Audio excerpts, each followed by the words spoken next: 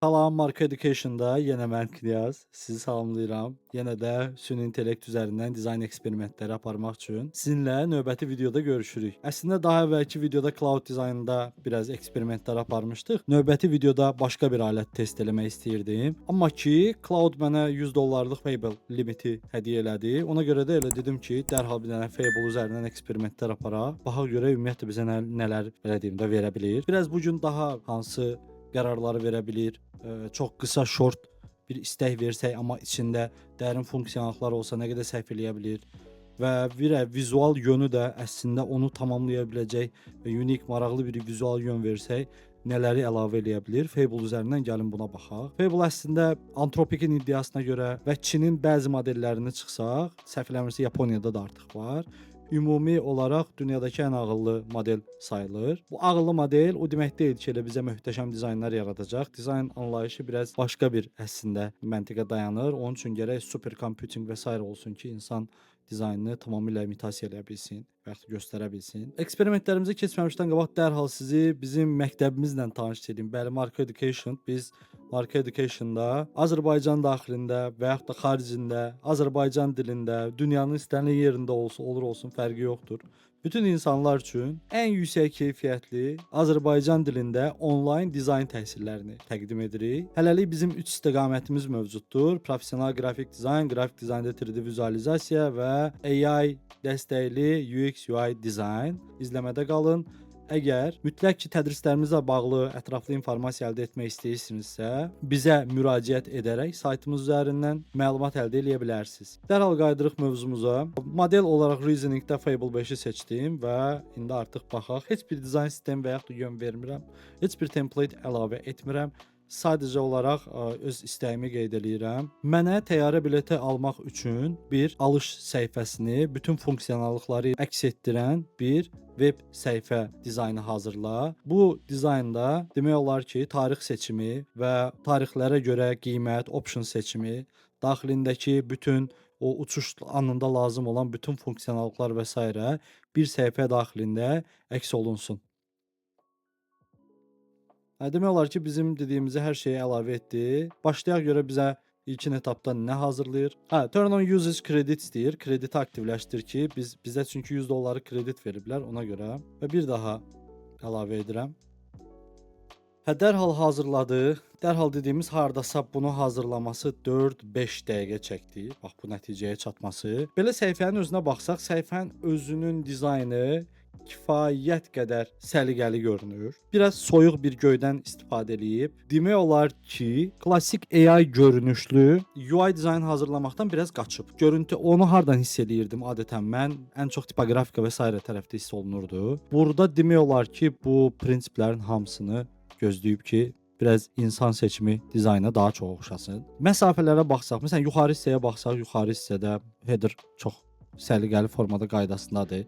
Sadəcə sağ tərəfdə biraz AZ və AZN seçiminin, optionunun əslində dil və məzənnə seçimi olduğunu göstərə bilərdik. Bu sadəcə bir tekst kimi görünür. Məsələn, belə bir boxun içərisinə, drop-down içərisinə məncə salmaq olar. Aşağı hissəyə baxsaq, filtr daha səliqəlidir. Məncə bu tərəfdə, məsələn, ox işarələrində şrift işlətdiyi üçün biraz o hissə çox nazik, ensiz, maraqsız görünür. Əslində çəkici deyil. Məncə artıq belə bir modeldə şriftdən qaçıb Anthropic bəlkə də free icon library-lərə çatmalı və oradan istifadə etməyə bacarmalıdır.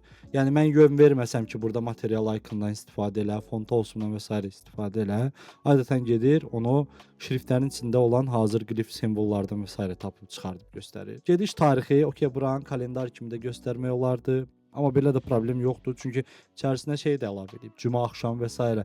Gör nə qədər vacib bir şeydir əslində bizim uçma günümüzü qabaqcadan bilmək. Yəni tarix olaraq yox, həm də həftənin günü olaraq bilməyimiz əslində bir çox hallarda çox vacibdir. Və böyük və s. seçimi, çünki burada uşaq seçiminə görə bəzi təyyarə şirkətlərində və s. şey dəyişir və axtar.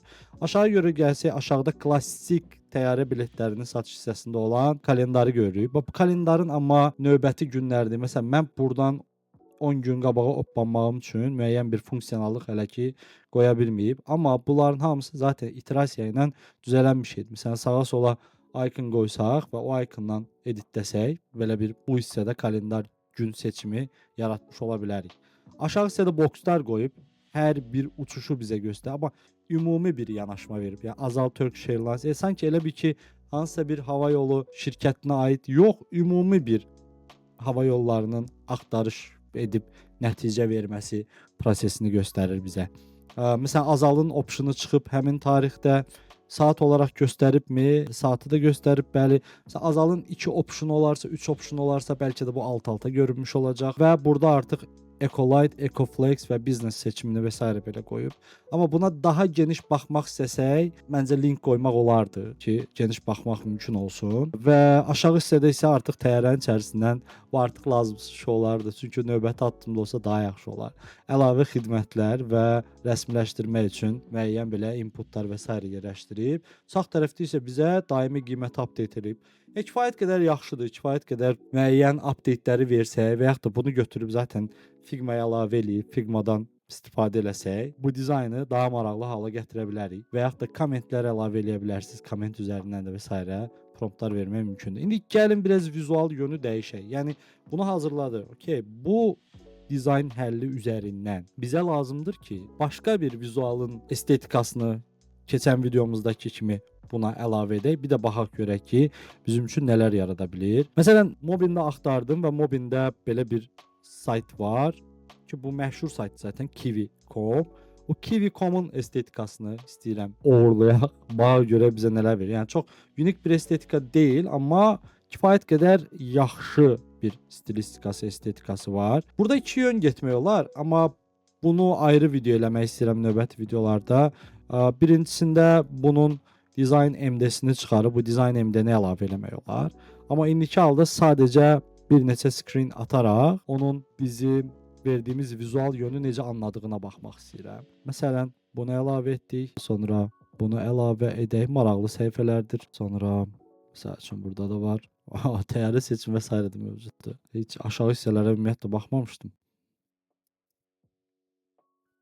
Əslən bu yöndə gedəndə ola bilər ki, sizi çox da sevindirməsin. Çünki həm anlayır, həm də onu sizin dizaynınıza əlavə etməsi biraz yaxşı bir vizual, yaxşı bir workflow deyil AI toollar üçün. Amma mən olsam bunu məsəl üçün belə də eləmək olar. Mən bunu məsəl üçün Cloud-a əlavə eləyərəm.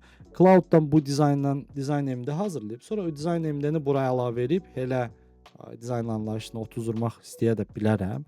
Belə olan halda hər dəfə siz bu təsdiq eləsəz, sizin kreditiniz demək olar ki, uçub gedə bilər. Gəl indi bununla bağlı bir yön verək. Əlavə etdiyim screenlərin hər birini analiz et. Ümumi bir məhsul üçün nəzərdə tutulmuş bir screenlərdir bunlar. Və burada bütün estetik, vizual yönü tap. Tipoqrafika baxımından, shape'lər, radiuslar, kartlar, effektlər, rənglər və s. baxımından bütün bu screenləri analiz et. Ortaq bir dizayn yönü hazırla, estetikası hazırla, vizual bir yön hazırla və onu hal-hazırda hazırlamış olduğun hava yolu uçuş bileti alış səhifəsinə əlavə et və demək olar ki, verdiyin bu skrinlər üzərindən vizual yöndə sən hazırlamış olduğun dizaynı təkrardan vizual olaraq hazırla.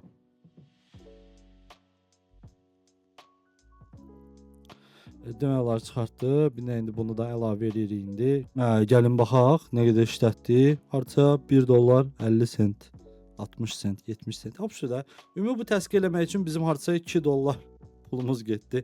Bu əslində kifayət qədər bahadır. Yəni amma bu tipdə bir nəticəyə çatırıqsa, biz yəni müəyyən işlərimizi artıq həll edib gəlib belə bir nəticələrə çıxırıqsa, müəyyən bax belə makro işlərdə bu limitdən istifadə eləmək əslində çox yaxşıdır. Nəzərə alın ki, $20 məsəl üçün limitiniz sizin 6 saatdan bir, 7 saatdan bir yenilənir. Yəni bunu da nəzərə almaq olar.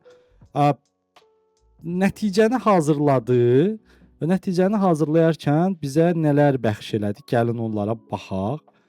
Ümumi bizim vizual yöndə nə var idi? Baxın, birinci bu hissəyə baxsaq, bu hissədə fikir versəniz belə pikselli keçidli belə bir gradiyent görürük. Üstündə də baxın bir filtr panel. Filtrin içində isə from-u və s.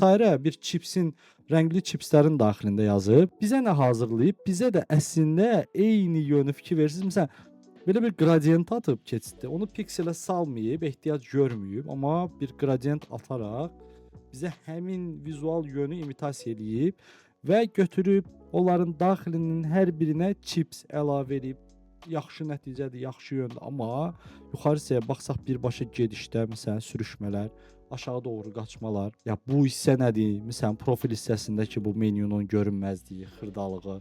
Icon tərəfdə dediyim kimi promptda icon library-nin istifadəsini əlavə etmək lazımdır ki, ümumi bax belə şriftlərin içərisindəki icon vizual yönlərini axtarmasın. Çalışsın ki, özü həll eləsin. Aşağı hissəyə baxsaq, baxın bu hissədə bizim kalendar hissəsi görünür. Demək olar ki, birə-bir götürməyi. Gəlin bu səhifədə məsəl üçün baxaq. Bacarıbmı? Bacarıb, amma məsələn kölgələr və ox işarəsinin üzərinə çıxma hissəsinə gəlin baxsaq, bizdə ox işarəsi yoxdur və kölgəni də demək olar ki, tənbəllik eləyib, bu hissədə imitasiya eləməyib. Ən ucuz, ən yaxşı və ən fürsətli. Maraqlıdır, maraqlıdır, maraqlıdır. Bu filtri də yəqin ki, bizdə bu hissədən cheapest, fastest. Yəni birbaşa o təcrübəni də kopyalamış oldu ki, bu maraqlı, heç ağlıma gəlməmişdi deyir. Sağ tərəfə baxsaq, bax məsələn bu qradiyenti, bu kartların içində zəmanət, sadə, pulsuz, işləyir və əslində gəlin ən sonuna baxaq. Bu səhifə işləyirmi, işləmirmi? Bu hissəni də bizə gəlib imitasiya edib baxın bu kartlar olan hissənin arxasındakı gradient və özündə kartdan. Buradakı button çox dadlıdır əslində. Bu button özünü imitasiya eləməyi cəhd eləməyib, heç eləməsə də yaxşıdır. Belə də buttonumuz çox səliqəli görünür. Kartlar qəşəng yerində seçildi, seçili görsənir. Rəng dəyişimi idealdır. Demək olar ki, bilet seçimidir də oradan imitasiya elədi. Orada da biraz fərqlilik var idi bu hissədə və müəyyən checkboxlar. Baxsaq görə bilərik ki, Kiwi.com-un vizual yönünü bəlkə bir götürsək 70-80% düzgün imitasiya eləməyə bacarıb. Ümumi funksional baxsaq, məncə məsələn bu hissədə kontrast bir problemi var. Yəni background'un rəngini daha açıq rəng və yaxud da daha ondan kontrast ola biləcək rəngi tapa bilərik sonraki etapda. Məsəl üçün baxın burada maskda problem çıxıb. Yəni bu borderın kənarına diqqət eləsək, bu hissələrdə 1-2 piksellik, 2 piksel hardasa o masking border görünür, amma yuxarıdan aşağıdan onun yarısı kəsilir. Çünki maskı böyük ehtimal outside atıb və bu frame'in, konteynerin içində o clip olduğu üçün bu hissə çirkin görünür. Bu hissəni məsələn update eləmək olar. Bu hissələr okey, bizə ən yaxşı, ən ucuz və ən sürətli sorting əslində elədiyi şey. Yəni məsələn, adətən belə bir kalendar qoyub bunun sağına sorting qoymaq olar. Bizə sortingi biraz daha interaktiv formada göstərir. Bu da çox yaxşıdır. Məsələn, burada baxın, dəxlisiz belə sola align eləyib buttonun burasına yerləşdi və burada bir çirkin görüntü yaratmış olub. Amma ümumi olaraq kartın özünə makro baxsaq, mükəmməldir. Çox qəşəng nəticədir deyə bilərəm. Bunun üzərindən nələr eləmək olar, nələr. Yəni sən bir də götür bunu update elə, uçurt, yuxarılara gedib çıxmış olur. Inputlar öz yerində. Sağ tərəfdə də qalxsa, ümumi olaraq həm də məsələn button stilinə baxsaq, onun secondary'sinə baxsaq, məsələn nə etmək olar, demək olar ki, məsələn götür bundan bir dənə də dizayn sistemi yarat. Sağ tərəfdə də bizim qiymət xülassəsinə və s. baxıb davam etsək, məncə yaxşı nəticə sayılır. Belə gözəl bir Fable testi etmiş olduq. Mənim özümə də maraqlı idi və məncə bu dizayn artıq bundan o tərəfə oturub biz kompakt, səliqəli, uçura biləcəyimiz dizayna apara bilməyimiz üçün böyük bir nəticə sayılır. Növbəti videoda ChatGPT-ni cloud-la toqquşdurmağı cəhd eləyəcəm. Yəni bu nəticə, okey, bu nəticə yaxşıdır, amma görək bizə ChatGPT nə edə bilər kodekslə. Siz bizim kanalımıza abunə olun, Instagram səhifəmizi izləyin. Əgər suallarınız, xüsusi bir istək videolarınız və s. varsa bu yöndə mütləq şərtdə yazın. Növbəti videomuzda görüşənədək sağlıqla qalın.